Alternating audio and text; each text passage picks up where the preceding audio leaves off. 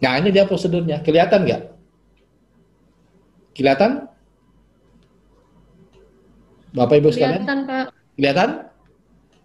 Kelihatan. Ya, kelihatan. Ini contoh prosedur. Nah, kami kalau bikin prosedur, senangnya dalam bentuk flowchart begini, Ibu Dian. Ini prosedur tentang uji banding. Yang pertama, membuat program uji banding. UP itu singkatan uji profesiensi, UB itu uji banding. Kemudian membuat formulir laporan hasil uji banding. Kemudian menetapkan ruang lingkup. Ruang lingkup itu terdiri atas metrik sampel sama parameter. Nah, ini terdiri atas metrik sampel dan parameter uji. Setelah itu, pemilihan laboratorium peserta. Minimal 2 di luar kita. Serta itu penyiapan sampel. Nah, penyiapan sampel itu ada 7. Melakukan sampling, melakukan homogenitas terhadap sampel, melakukan stabilitas sampel, uji kestabilan sampel, packing sampel, pemberian pengawet jika perlu, dan pelabelan sampel. Setelah ini oke, lanjut ke sini. Diantar ke laboratorium peserta. Misalnya 2 lab di luar kita. Nah, setelah itu, masing-masing laboratorium peserta uji banding melakukan pengujian. Nah, setelah itu, menyerahkan hasilnya kepada kita sebagai penyelenggara. Nah, kita sebagai penyelenggara melakukan evaluasi. Evaluasinya bagus, katakanlah yes, maka langsung bikin laporan. Tapi kalau evaluasinya jelek, maka kita kasih simbol no, N. Maka ya uji banding ulang. Nah, ini contoh ya, Bu Dian ya. Nah, pertanyaan saya, Anda sudah mempersiapkan akreditasi, uji banding sudah dijalankan belum? Sudah pernah, Pak. Nah, sudah pernah. Anda sebagai peserta atau sebagai penyelenggara? Peserta, Pak. Oh, peserta. Berarti kalau peserta Anda pasif. Nah, kalau di ISO 17025 ini minimal sekali kita melakukan uji banding atau uji profesiensi sebelum pendaftaran ke KAN. Nah, kalau Anda sebagai peserta, ya, tentu saja berkaitan dengan apa? Berkaitan dengan ruang lingkup Anda untuk diakreditasikan. Misalnya Anda sebagai peserta, Anda kan tidak berhak untuk menentukan parameternya, karena Anda sebagai peserta. Nah, misalnya Anda peserta ikut parameter besi misalnya, dengan klorida misalnya. Ya, Anda ikut itu, bagus hasilnya, tapi ruang lingkup luar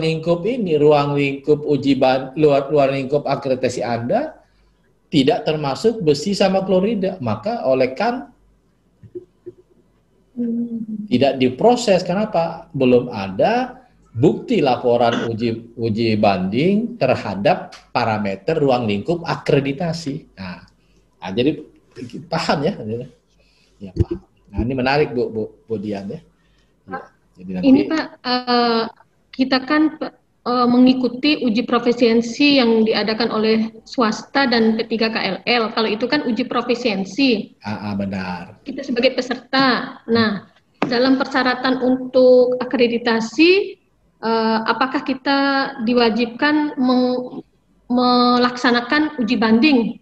Maksudnya bukan sebagai pesertanya, tapi penyelenggara gitu. Iya, sebagai penyelenggara. Iya, kalau Anda sebagai peserta oleh lab swasta tadi, itu namanya uji profesiensi. Uji profesiensi yang diselenggarakan oleh lembaga yang kompeten diakui oleh KAN. Enggak masalah. Nah, kita bertanya, Anda ikut uji profesiensi dan sebagai peserta ya, itu parameternya apa? Parameternya untuk parameter yang akan diajukan di akreditasi sudah kita ikuti semua dan sudah lulus semua, Pak. Berarti dan parameter-parameter lain yang berarti bagus. Ini menarik, kalau begitu Anda tidak perlu lagi melakukan uji banding, asal laporannya ada. Ya. Nah, jadi sudah cukup. Pak, laporannya itu langsung dari laporan dari pihak penyelenggara atau kita perlu buat laporan lagi, Pak? Nggak perlu, dari pihak penyelenggara saja. Jadi itu aja Anda tampilkan. Anda tampilkan pada waktu pendaftaran atau pada waktu asesmen. Tapi yang jelas bahwa parameter-parameter yang tercantum di dalam ruang lingkup akreditasi Anda harus sama dengan parameter-parameter uji profesiensi yang posisi Anda sebagai peserta. Nah, di situ. Nah, jadi ini sudah bagus. Jadi Anda tidak perlu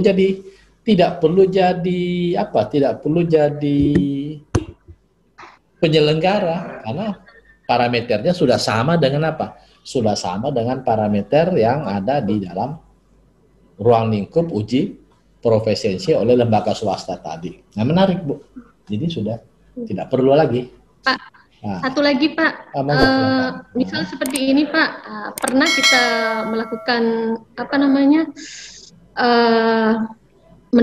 kita belajar ke lab, salah satu lab Pak yang sudah terakreditasi. Nah, beliau memberikan saran kalau kita mendaftar, daftar aja sebanyak-banyaknya. Daftar aja sebanyak-banyaknya. Nah, apakah cara seperti itu baik atau daftar yang sudah istilah kita merasa mantap dan sudah persiapannya sudah mantap. Nah, arahannya seperti apa, Pak? Kalau saya sih cenderung yang kedua, Bu. Anda daftar yang sudah mantap saja. Nah, nanti kalau Anda daftar sebanyak-banyaknya, padahal kita kan sudah tahu, secara fundamental ISO itu adalah based on kompetensi. Berarti mungkin secara tidak langsung kita ya membohongi diri sendiri. Ini saya tahu ini tidak kompeten, kenapa kok saya mau daftar? Nah, kalau saran kami, Anda mantapnya 10 parameter yang kompeten ya, overall kompeten. Maka saran saya, Ibu ikuti aja itu aja. Nanti kalau Anda mantap kompetennya 10 parameter, Anda daftar 20, kalau toh itu 20-nya lulus, ada beban psikologis di dalam diri kita. Saya nggak mantap ini 10 parameter berikutnya ini saya nggak mantap. Yang saya mantap hanya 10 parameter pertama. Nah, saran kami itu, Bu. Jadi tetap kita ikuti kaidah fundamentalnya adalah based on kompetensi. Ya. Jangan gambling ya, karena di ISO kita, kalau saya sih tidak mau ceroboh ini ya. Jangan gambling.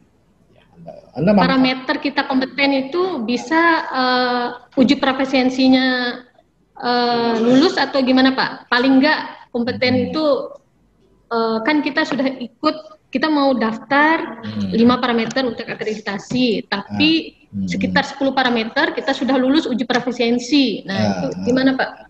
Jadi sebenarnya banyak variabel kompetensi terhadap parameter. Variabel pertama adalah orangnya kompeten, personilnya kompeten. Variabel kedua alatnya kompeten. Variabel ketiga metodenya kompeten. Variabel keempat chemicalnya kompeten.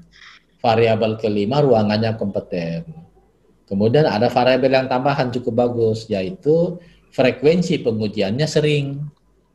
Nah, Anda misalnya mengajukan parameter A, tapi ternyata frekuensi pengujiannya belum pernah sama sekali, itu kan jadi bermasalah.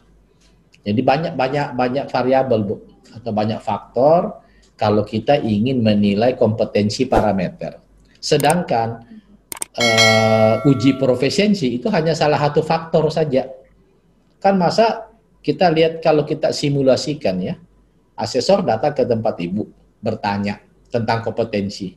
Kan dia nggak hanya bertanya tentang uji profesiensi kan. Ada di tempat Ibu nanti ada asesmen. Kemudian asesor datang ingin membuktikan kompetensi dari 10 parameter. Dia kan nggak bertanya dari aspek laporan uji profesiensi aja kan. Dia kan bertanya tentang jaminan mutunya, bertanya tentang alatnya, bertanya tentang reagennya, bertanya tentang personilnya, dan bertanya tentang ini, bukti-bukti rekamannya. Nah, itu yang saya bilang tadi, yaitu tentang frekuensi pengujian. Ya. Jadi saran kami, Ibu mantap 10, ya jalan aja. Ibu mantap 20, jalan. Tapi based on kompetensi. Ya. Karena tidak ada larangan di ISO ya. Tidak ada larangan. Kalau saya berpendapat begitu. Terkait metode Pak, kami kan salah satunya yang COD ini tidak memakai SNI. Iya. Itu kami pakai fotometer Pak. Terus? Jadi itu gimana Pak? Tapi masalahnya di mana? Ya. Jadi kalau kita bicara metode pendekatan ISO itu, laboratorium wajib menggunakan metode yang sesuai. Nah, jadi tolong digarisbawahi kata-kata sesuai.